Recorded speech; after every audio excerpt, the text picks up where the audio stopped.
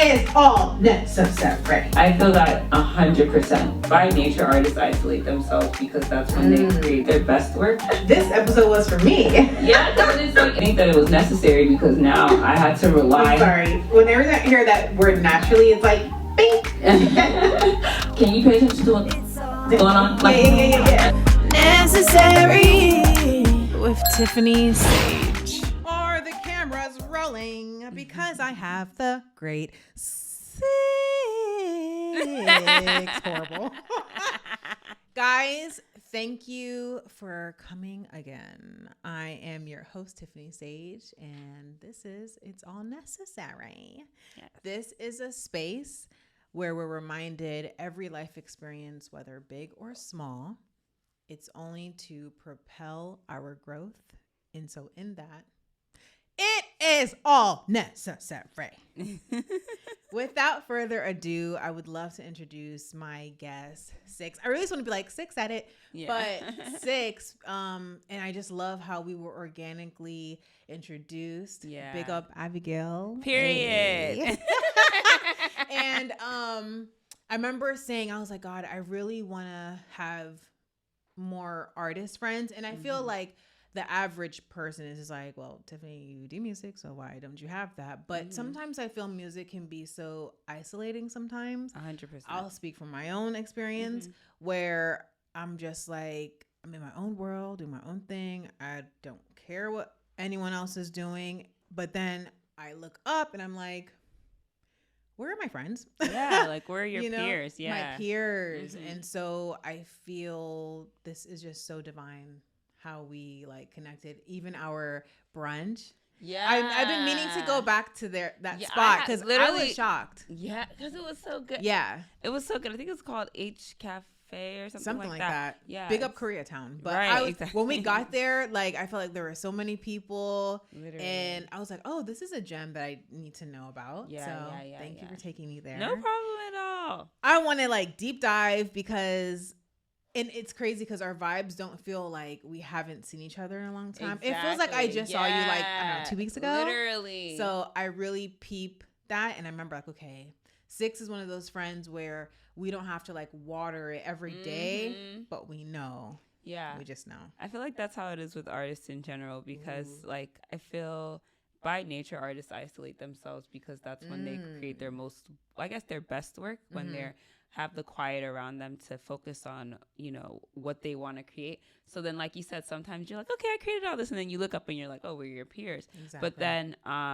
But then I think that's why, you know, when you have those artist relationships, it's like that where you can pick up where you left off because we all understand like our own boundaries and our own needs to kind of like be in those isolated spaces. And we know that it's not coming from like a funky standoffish, exactly. We know that a lot of it is just like due to us just needing that space to create or needing that space to regroup or, you know, and even with the space of like disappointment, you don't want to be disappointed around people. Sometimes you need to retreat. And I think that when you are with a mutual artist, they have more empathy towards you. And that's why those relationships and friendships are able to be built because that person understands and sees you in a sea of people that you are typically misunderstood. That part. Yeah. It's funny you say empathy because on a previous episode, I spoke about how I feel like I'm working on I recognize I naturally don't have that, but it's in the conversing with the person that I'm just like, oh, okay, you know, I understand now. But I feel like it's necessary from the get-go to have some empathy within yourself because then you can start to build a connection, you know? Exactly. And how much different are we as human beings? Literally. Like, we're practically the same in some facet, you know what I mean?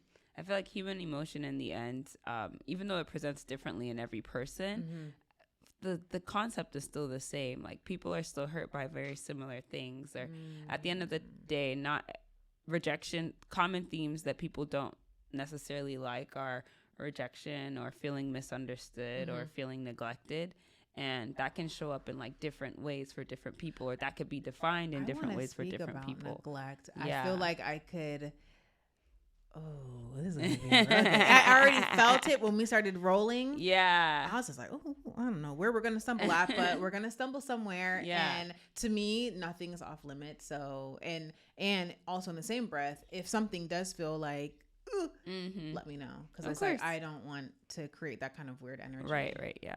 Why, when we could be all butterflies and roses? So let's begin with childhood. I always start with asking, what is your fondest childhood memory, and why does it still resonate with you to this day? I feel like I have a couple fond childhood memories, but I feel like maybe my favorite one was going to Kmart when I was like, what? I know. I think I was like maybe 6 or it was like first grade, and it was my first time I wouldn't say my first time in America, but my first time living in America. And for those who don't know, where were you prior to coming to America? I was in London, so I was born and raised in London. Okay. And so my mom had just moved to Atlanta a year prior to me coming with her. Okay. Just to kind of set us up before I came to live with her. And she wanted my first Christmas to be really special. So we lived across the street from a Kmart. And she took me to Kmart, and we went Christmas tree shopping and went Christmas gifts. Like I made my whole wish list and things like that. And it was like the first time that I felt like, okay, like I have my own space. I have my own home, you know. Because what were living conditions in London? Living conditions in London was just like always around family. Like, Got it. And then I was the first, well, I'm not the first, but I was the only grandchild that was around at the time.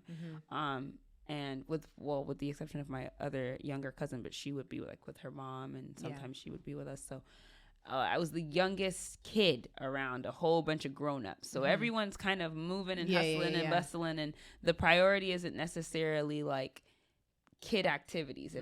So I had How to does like. that feel? Because my youngest brother, he will be 14 soon, and in my head it's like, oh, he's gonna be so quick because he's around adults and just knowing more. But I guess the empathy thing, it's like trying to see like, why don't you feel like you can connect? Especially because I feel I'm still I don't like saying a big kid, but I feel I'm an adult who is very much like, it's still youthful, youthful, that it's like, well, you have an adult connecting with you like how you would, but do you still feel disconnected? And maybe 100% a child just wants to see another young person, another child. Yes. Because like my mom's siblings, my mom is one of the older siblings, so all of her siblings were quite young. They were in their earlier 20s when I was in London at the time, and so they were still young at heart and listening to all the hip hop and doing all of these things. But at the end of the day, there's nothing like having another child to play childish games with you, because I don't know if you've ever played with a kid before, but like the games get tired, and then you can kind of see the frustration on their faces. Or like, let's say you want to watch cartoons all day and they want to watch Friends. At the time, like Friends was really big. Yeah. So they want to watch Friends, or they want to watch 21, and I'm over here like, no, I want to watch SpongeBob. So it's kind of like you don't have that, I didn't think about that, child ally, or so then you end up maturing a lot faster because you're more exposed to like more adult things, and not like inappropriate adult things, but like, for example, I watched the whole box set of Friends at a very like, I went and watched Tomb Raider with them when it came out. Like I was doing all of these things, but I was a kid and I should have been watching like Barney, you know what I mean? So it's like, or playing with dolls, or having someone that could play with dolls with me.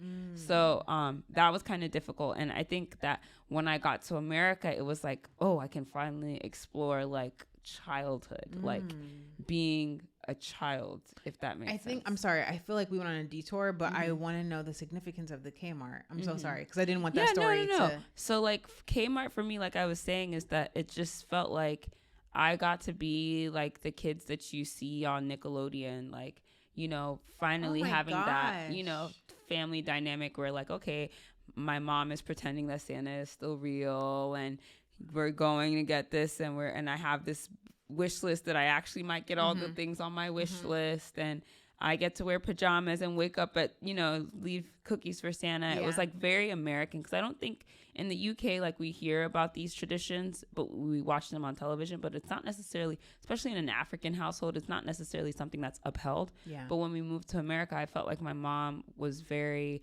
intentional about trying to have me assimilate as much as possible. So as soon as I got there, like she took me to Disney World, and you know, she was just trying to make me have like that a is very normal, intentional parenting. exactly, American childhood. So that's why that memory is so like fond to me to this day, because it's like, wow, okay, that was the first time where I felt like a normal kid, if that makes sense. Yeah.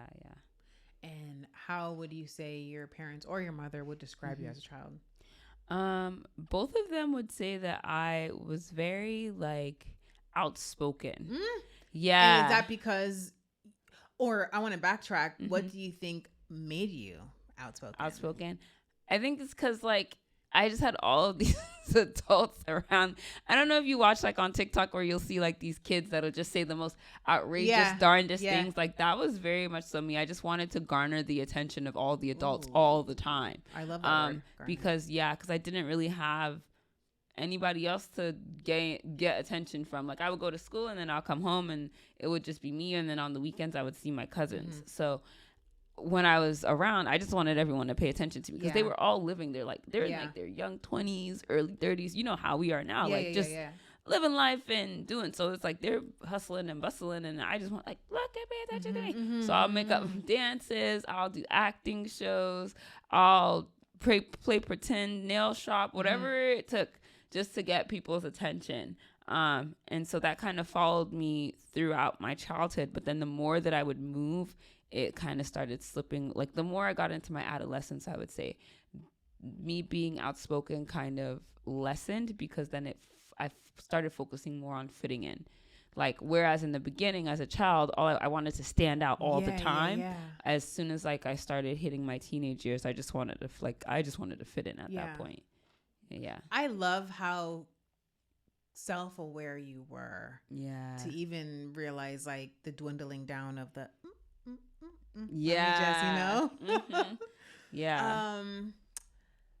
hobbies, activities, things that captivated your attention. What was that for you?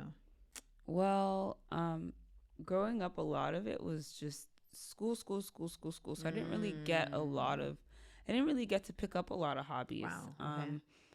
I think I did a play here, and like I did a play, like some acting, and then I did dance. I would dance, and then I would like cheerlead, but never like, I could see you doing that. Yeah, but never like at the level where, you know, like people are like the Mbappe effect, or like where they have their kids training and going to these like scheduled classes. Like, no, I just did Barbizon, which everyone knows is like this modeling scam as a child. And like I would do like cheerleading here and there, or dance here and there, but never something, not a formal hobby that I was able to like really nurture as a child. Did you have to be in foreign language studies? Well, I did take French. I took French for all of my life, pretty much. I took French. Do you consider yourself bilingual? Not at all. Oh, okay. I could probably read French, and then I could probably read French, but as far as like communicating with it actively, no. But I do have a strong feeling that if I were to be left in a francophone country for like a year or two, I think I would be able to pick it up. I'm so sorry, but the fact that you said francophone, I remember it was actually last year. That was my first time seeing that word. Oh, really? And I was like, what is that? I thought in my head, like, I immediately thought like saxophone or something like that. I was reading this book. What is the book called? Actually, it's like the sex lives of African women. And I forget the subtitle. I can share the book with you. But when I was reading it, I was like, oh, pause. I need to, figure out what that is. Wow. Role models. Who would you say, if you had any, were your childhood role models, and what was it about them that you're like, I like this about them, I want to adopt some of that into my life? Right. I would say, funny enough, it was just like teachers that I would be around. Yeah, like I never really had like a specific role model, because I tell people that I didn't know what I wanted to do with my life until very recently. You know, initially I wanted to be a doctor, but then I think that was more so not, I wouldn't say brainwashed, because that's not the term, but like that was just like the typical like thing that I thought that I wanted to do because I was good at math and science, and those were the careers that were presented to me, right? That matched. And but after realizing that there's 101 careers in the world, I was like, I don't really think I connect to anything until very recently when I started making music. So like as a child, when you don't necessarily know, other than the fact that you're good at math and science, you don't really have like an idea of like who you should model yourself after.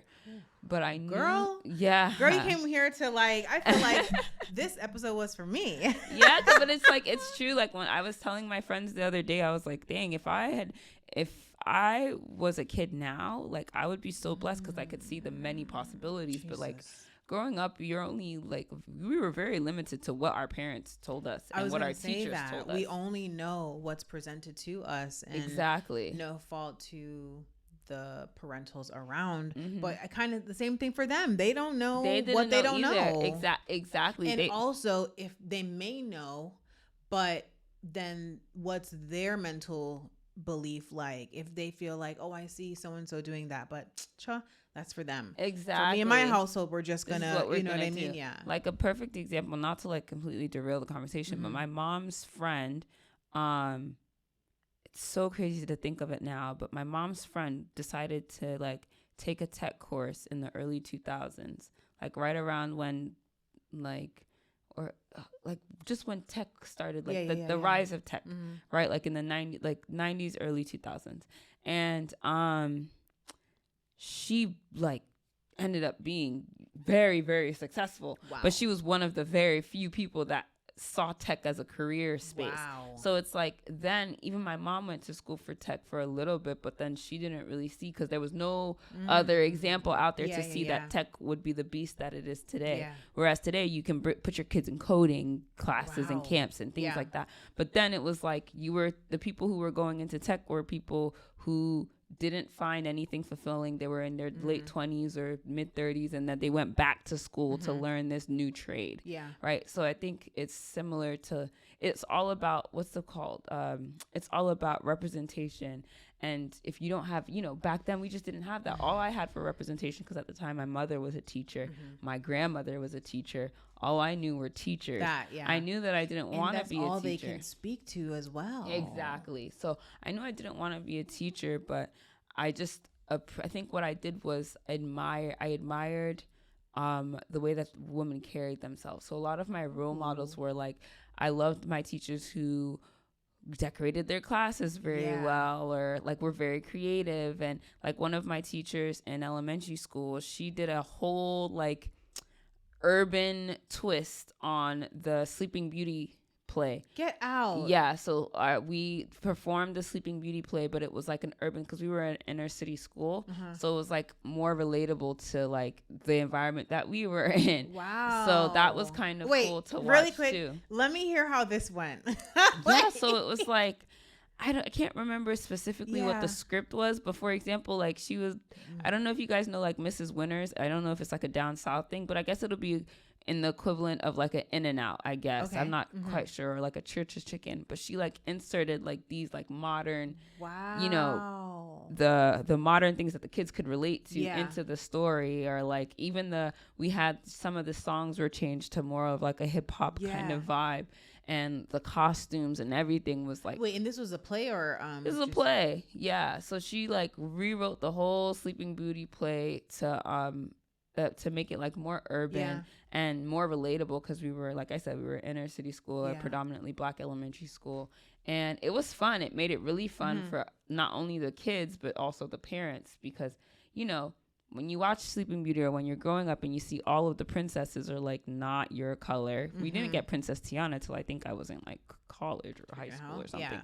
You know what I mean? Like when you see all those princesses and they're not your color, and things don't take place in the neighborhoods that you live in. Like movies don't take place in the neighborhoods that you live in. And it seems very, what's the word?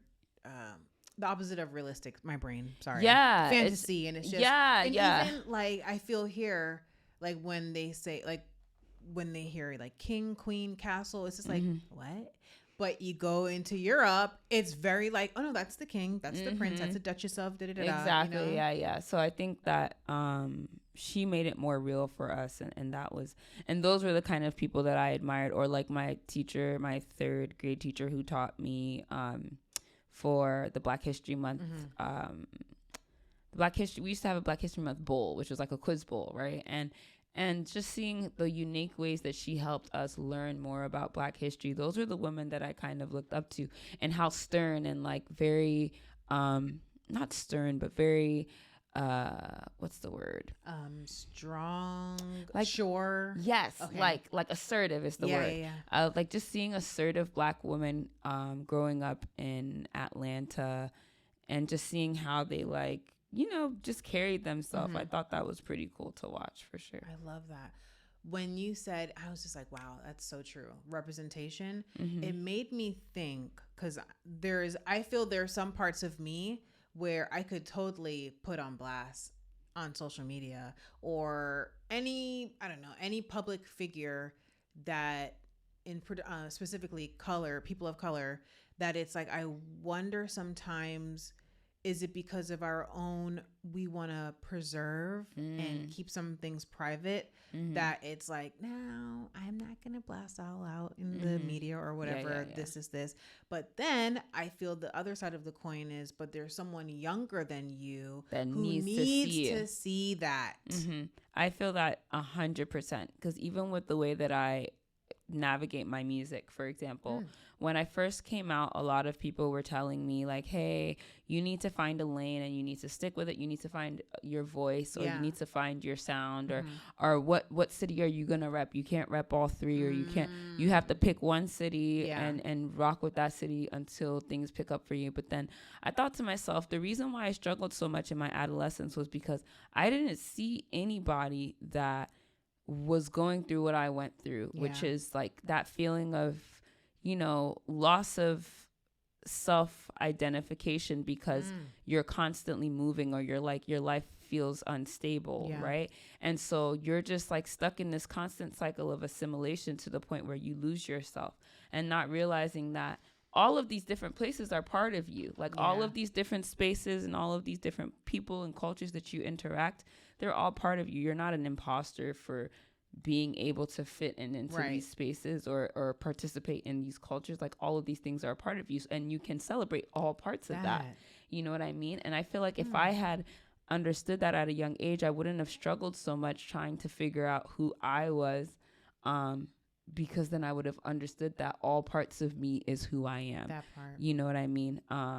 And that's why I make my music the way that I make it. And that's why I unapologetically, if I want to use a British accent, I use it. If I want to use an American accent, I use it. If I want to use a New York accent, this accent, whatever. Because it's all part of me. I spent time in all of these places, and all of these places had such a big impact on me. Why not honor those experiences? Exactly. Why not honor those experiences and like share that side of me to the world? Because I know that there's kids out there that, and even grown-ups out there that feel the same way, where they've always felt like they've had to hide, the many ways that other cultures have influenced them, because they feel like maybe they're not this enough or that enough, or this enough or that enough. So they kind of just are in this constant limbo or with themselves, just trying to assimilate and keep their head down. But you don't have to keep your head down. You can, you can be yourself and allow people to understand, like, okay, just because you stayed somewhere all of your life doesn't necessarily mean that is the norm. There's other people in the world that are also nomads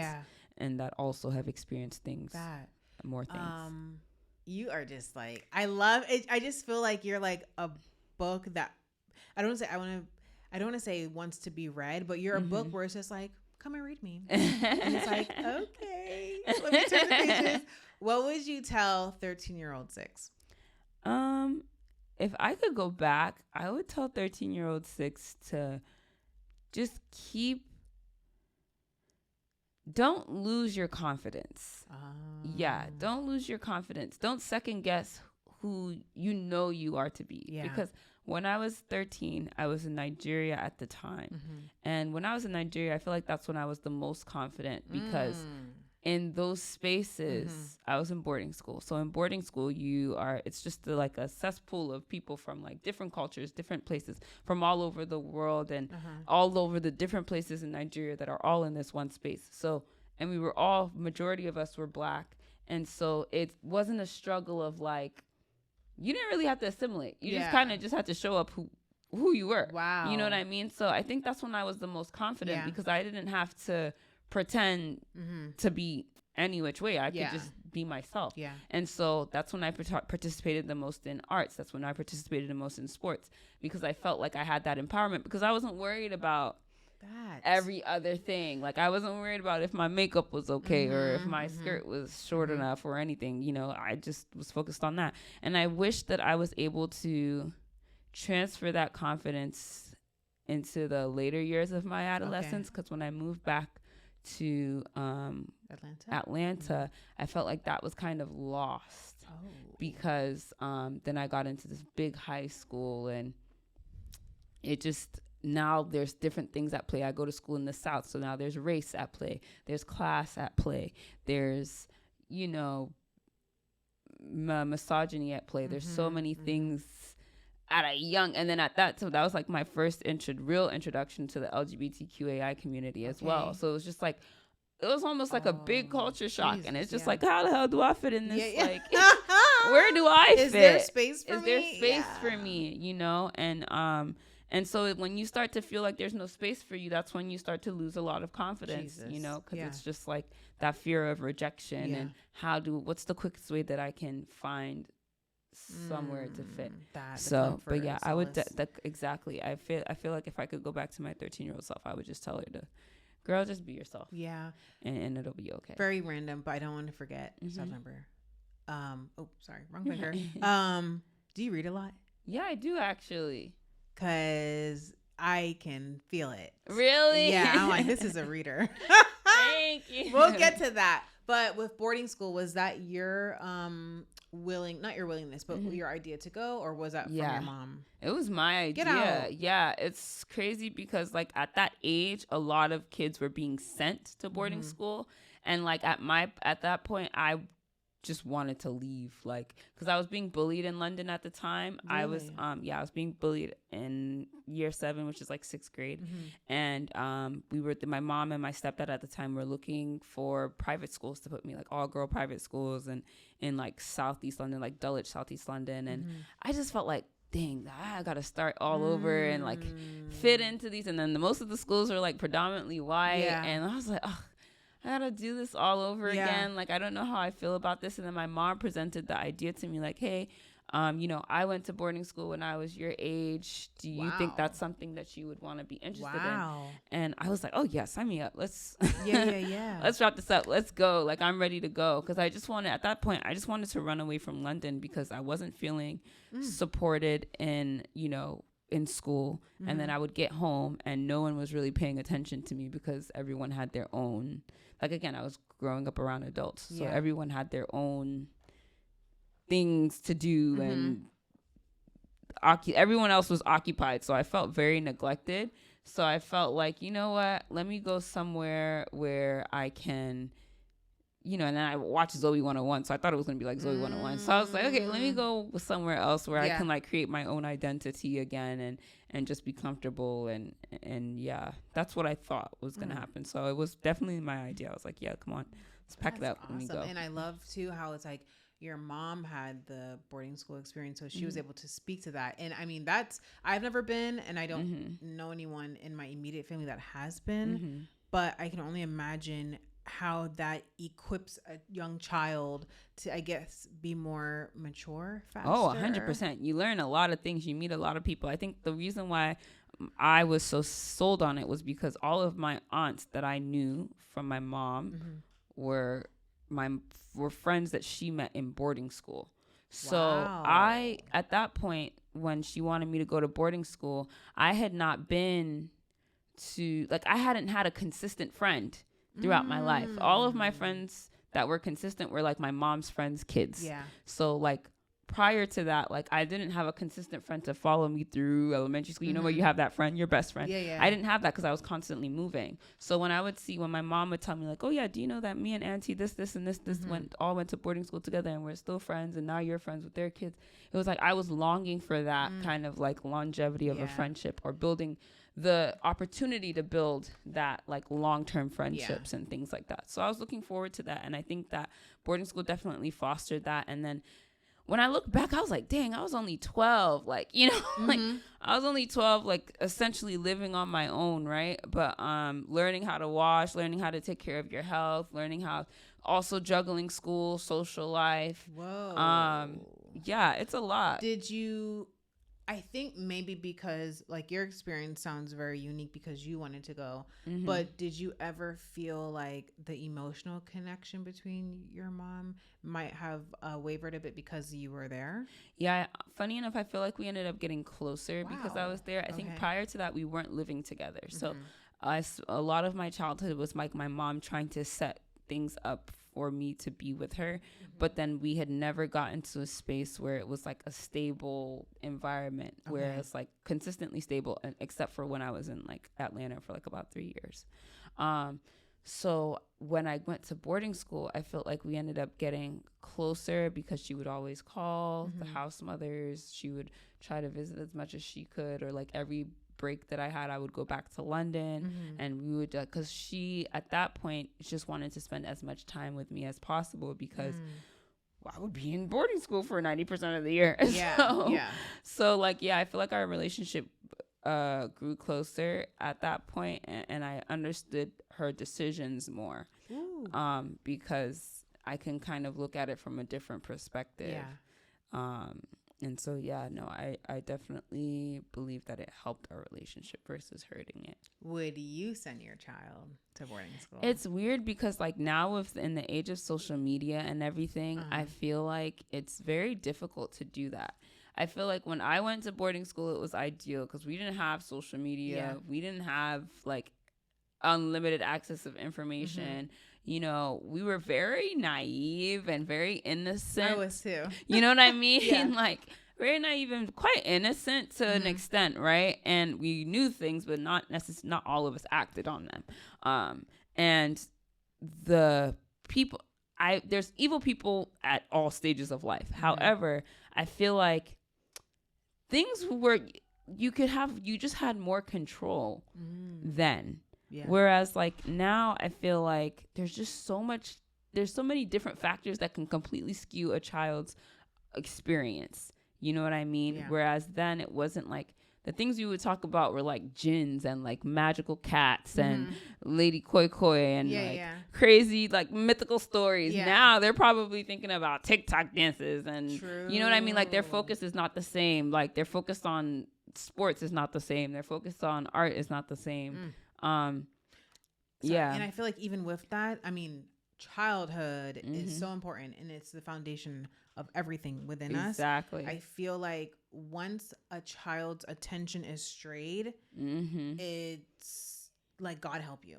Yeah. Because especially when the child is constantly looking for instant gratification from the wrong sources. Oh my gosh. You know what I mean? I feel like, you know, growing up, all I cared about was the validation from my friend, my friends, or like my classmates, right? But now you're looking at kids who are seeking validation from like grown human beings on the internet. Because I remember when I was a kid, with not so good intentions, and skewed, exactly. And it's like, when I was a kid, I would watch Lifetime movies about men luring kids, you know, online. Like, don't go online because that's where these old men are luring children into these spaces and all that kind of stuff.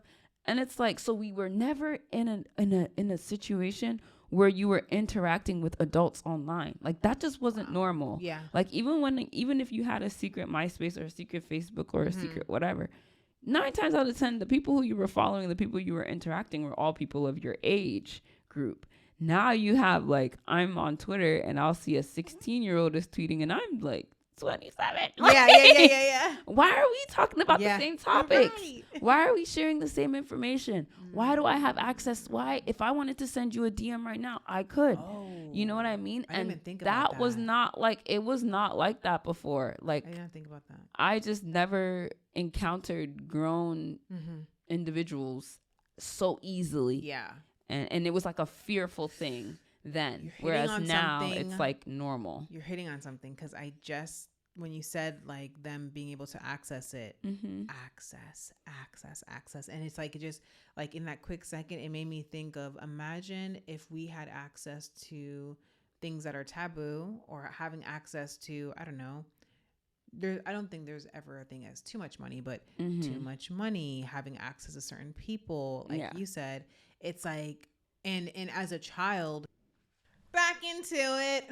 Yes. Okay. I feel like quick intermission. Yes, conversation. What did I already ask you? What you would tell a 13-year-old? Yes. Okay. How has your upbringing shaped you in the way you present yourself now, or the way you may react to things, is because of my childhood, for good, for better or worse? I think that I have a lot of empathy for people because of the way that I was brought up. I was brought up in a lot of different environments and exposed to a lot of different things, like, and different cultures. So like in Nigeria, there's a specific like respectability politics, or whatever that you want to say, between like elderly and kids, that I learned in that space. In the UK, I kind of understood the idea of like fending for yourself and your family. And community was the biggest thing that I learned while being in the UK, like the importance of community. And then when I got to America, it was like the importance of like individuality, consumerism, and then also like learning more about race. Because when I was in the UK, I don't think I experienced too much. I mean, racism exists everywhere, but I didn't experience as much racial, like, I guess, racial conflict than I did in the South, especially. Or like just being othered. I think that was like my first time being othered was living in America. So being able to like take all of these different experiences, it allows me to see people and treat people differently and have a lot of empathy for people. So like when people do me in certain ways, I always kind of try to understand like their background or how they grew up first, because I know I grew up in these different spaces, and because I've witnessed people who have only lived in those specific environments and how they react and how they respond. I know that, you know, not everything is black and white, or not everyone's intentions are made, you know, crystal clear, because it just varies from like how they were brought up as well. So yeah, I think that's made me very, you know, open and tolerant, and also willing to learn. Oh, that part. I think that's what it is with any and everybody who has certain like a fixed mindset. It's, I think, okay, we may all have that, because I think sometimes there's truth to stereotypes sometimes. But the second part is just like, but are you willing to learn? And are you willing to change? Exactly. I think that, and then also another thing that I think has affected me is that because I'm always constantly moving, and because of that idea of always trying to fit in, you have a lot of self-reflection. So I reflected on myself a lot growing up. Like I was also, whether it was like my physical appearance or my personality or the way people perceived me, those were all things that I was constantly like fine-tuning. And so I think that's how I am now today, is that I'm like constantly and consistently fine-tuning myself and working on myself and taking criticism and taking in consideration my environments and things like that. And as much as I don't assimilate as much, you know, I'm very unapologetically me now. I do understand how to behave in certain spaces, or I know how to mold myself. Exactly. I know how to mold myself to be...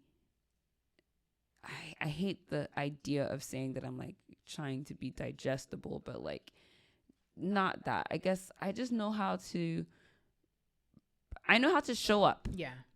And it's because I take a lot of time thinking about myself. That is very, for lack of a better word, sexy. Yeah. Because I feel it's like many people are in a rush and not aware and da-da-da-da. But even also too, like someone who says like, oh, the majority of today I was reading. It's like, that's why I was asking if you read books. Because I just feel like I can feel you've done the homework. Yeah. And we're always doing the homework. And homework looks different for many different people. in different ways. But I feel like you got the codes. Yeah. You got the codes. Like, I think I agree. I feel like with reading, I more recently got into reading, or I guess was reintroduced. I was always a big reader as a kid, into my like teenage years. But then I got back into reading in my adulthood, like about 2 years ago with my book club. Yeah, I freaking love those ladies. Wow. Where we were starting to read anything from like self-help books about boundaries to like just whatever crazy romantic rom-com books or like, you know, thriller books, sci-fi and all that kind of stuff, post-apocalyptic. So like the amount of books that we've been able to read and like being able to share that discussion with those women and make those discussions be more about the book, I think is why I feel more in tune with myself and like with the world around me, because even when we're talking about fictional books, we're still able to apply how those values or how those characters would look like in today's society and how we would react to them and respond to them. And so, yeah, I think that's the way that I'm like well read, is just being able to take different scenarios or like, I guess, case studies in a sense, because in the end, books are just case studies, right? A lot of authors read, you know what I mean? A lot of authors write with the intention to like reflect on what the society is leading to or what the society was. And so that we take that opportunity to kind of like dive in it and I guess it's a form of anthropology in a way. But yeah, when you said they take the time, no, sorry, you said they take the opportunity to do it. In my head, it's like, oh, but you're carving the time. And I like that when people are, I think I like, in not a weird way, but like isolation or like self. And it's like, oh, wow, in a world full of so many distractions, and there's always something, even LA, there's always something going on. You could always be distracted. You could always, because I know like a few people who always need to be around company to to as a form of distraction so that they don't have to face themselves. And so on the contrast, I like when someone can be like, no, actually I need my space. Yes. Yeah. I love this. This is like brain food for me. Moving on to music. Tell me how you started with the name or created the name Six. Well, I was in the studio with two of my guy friends and my engineer, and they were trying to, so this is like the first time I recorded a song. And so they're like, okay, like what's going to be your artist name? What's going to be your artist name? And they try to call me ATL because I'm from Atlanta, I guess. And because they're from New York. So I don't know. They just thought that it was funny. And I was like, no, I don't think I want to be named that. But then I kind of came up with Six because at the time I had recently crossed my sorority, Delta Sigma Theta Sorority Incorporated, and I was number 6. And my birthday is February 16th, 1996. My mom's birthday had a lot of 6s in it. Oh my God, it's all around grandma. You. So it's like an angel number in a sense. And to me, 6 is always like represented like sexiness and stealth and strength. And just like, I don't know, it just was always like, even the women that I had always known that were associated with the number 6 just embodied some sort of like confidence and like presence. And I figured, you know, like that's what I want to be. Like I want to emulate that. And so that's why I chose 6. That is deep. Yeah. I am very big on angel numbers, and there are sets of numbers where I'm just like, when I see it, boom, thank you. But when I see 666, and not because of like the spiritual connotation to it, but I sometimes feel like, oh man, I'm seeing a sign, but I don't remember like, what is that I'm supposed to, you know, like, what's that meaning? Resonating with? So do you know what like the angel number 666 or how you perceive it as to mean? Well, I don't associate with like the trilogy of like the 6s. Like 666 in itself, because I'm a Christian. Yeah. Like, that's just not something that I associate with. But the number 6 within itself, I don't know what it represents in the angel number space. I just know that whenever I see it and whenever I feel it, I just feel like a sense of home and strength and confidence. Wow. Like, it's just always associated with strength and confidence for me. Because all of the women, like I said, my grandmother and my mother, they all have like 6s. Like, my car was in the 6th parking spot. So like when I first bought my car, it was in the 6th parking spot. When I first moved to LA, it was on the 6th floor. It seems like it's always been there. It has always been there, and it has always traveled with me. So I just felt like, it just spoke to me. Like, it was something that just chose me. I could have went by 101 other rap names. I could have went by Google Doll 1, 2, 3. You know what I mean? But like 6 just spoke to me. And then at the time, I made my Instagram name it was SixSaidIt. So before I officially changed my name to SixSaidIt, my Instagram handle was SixSaidIt, and it was just like I was commanding the idea of like, you know, 6 said it. Like, this is what 6 said. Wow. You know, this is a reference point, kind of like Simon says, do this, right? Yeah. So 6 says, do this, and so 6 said it was where that's where that kind of came from. And I just owned it because it just feels good. It makes me feel confident. There's so many like plays on the words. Like now, I have this T-shirt coming out that says 6 symbol, kind of like sex symbol, but 6 symbol. Yeah. I so want like one. I'm gonna order one. Yeah. So that's gonna be really exciting. And yeah, I don't know. It's just that's a cool deep. number. And I'm glad it is because I love meaning and like sentimentalness and whatever. What? Let me think. Where I want to jump to first. Well, I'll start with this. What inspired you to pursue music? I tell this story like 100,000,001 times. But basically, I did a trap karaoke event and I performed City Girls Can't Take Your Man. And the crowd erupted, and I felt like an adrenaline that I had never felt before in my entire life. And I wanted that adrenaline to continue. Yeah. And I was like, well, I can't sing. Well, I'm not saying can't. I don't like using can't anymore, but I'm not the best singer. Yeah. And so, like, how else will I be able to perform on stage? And I was like, well, I've written raps before. Yeah. So maybe I should really just try to rap. And so that was like my first kind of indication that I wanted to go into music. The final decision was when I put out my first song. I had put on Instagram, like, do you guys think I should be a rapper? And like 40 people said no. And that's because they just knew me as Oro. Like, and Oro never indicated anything about being a rapper. Like, that was not, if you were to ask people that knew me in 2017, 18, 19, they would have never guessed in a million years that would have been the route that I would have taken. Right. And so, but then I realized that for the first time in forever, which is what I was speaking earlier, I had a passion. And I had envied people with passions my entire life because I would always pick things up that I was very good at. Yeah. But unfortunately, I just was never passionate about it. So when I would see people in school that they were so passionate about whatever major they were picking or so passionate about whatever job they decided to start or whatever, I would be so jealous because I didn't know what passion felt like.